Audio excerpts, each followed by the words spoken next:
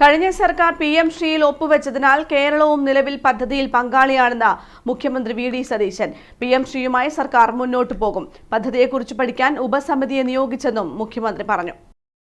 പദ്ധതി വേണ്ടെന്ന് വെക്കാൻ ഇടത് സർക്കാർ കേന്ദ്രത്തിന് കത്ത് നൽകിയിട്ടില്ല. പകരം പദ്ധതിയുമായി ബന്ധപ്പെട്ട് 99 കോടി രൂപയിലധികം വാങ്ങി.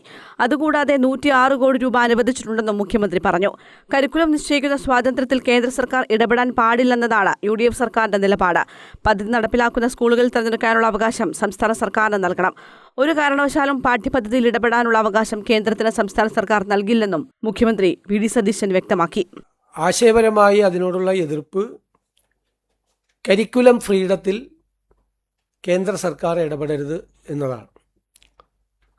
2, ഇത് നടപ്പാക്കുന്ന സ്കൂളുകൾ തിരഞ്ഞെടുക്കാനുള്ള അവകാശം സംസ്ഥാന ഗവൺമെൻറ്റിന് നൽകണം എന്നതാണ്. അപ്പോൾ ഒരു കാരണവശാലും കരിക്കുലം സ്വാതന്ത്ര്യത്തിൽ, അത് തീരുമാനിക്കാനുള്ള സ്വാതന്ത്ര്യത്തിൽ, സംസ്ഥാന സർക്കാരിനുള്ള സ്വാതന്ത്ര്യത്തിൽ ഇടപെടാൻ ഒരു കാരണവശാലും അനുവദിക്കില്ല. 2, സ്കൂൾ സെലക്ഷൻ, അത് സംസ്ഥാന സർക്കാർ തന്നെ തീരുമാനിക്കും.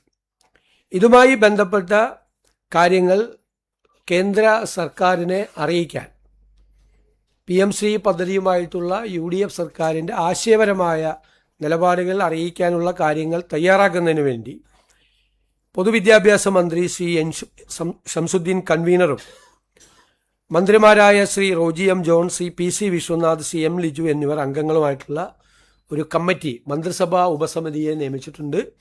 അവർ റിപ്പോർട്ട് സമർപ്പിക്കും. വിദ്യാഭ്യാസ മന്ത്രി N. ശംസുദ്ദീൻ കൺവീനറായി മന്ത്രിസഭാ ഉപസമിതി രൂപീകരിച്ചെന്നും മുഖ്യമന്ത്രി പറഞ്ഞു.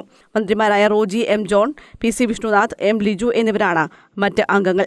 സമിതിയായിരിക്കും പദ്ധതിയുമായി ബന്ധപ്പെട്ട സംസ്ഥാന സർക്കാരിന്റെ കാര്യങ്ങൾ കേന്ദ്ര സർക്കാരിനെ അറിയിക്കുകയെന്നും ഉപസമിതി റിപ്പോർട്ടിന് ശേഷമായിരിക്കും പദ്ധതിയുടെ തുടർ നടപടികളെന്നും വി.ഡി. സതീശൻ പറഞ്ഞു.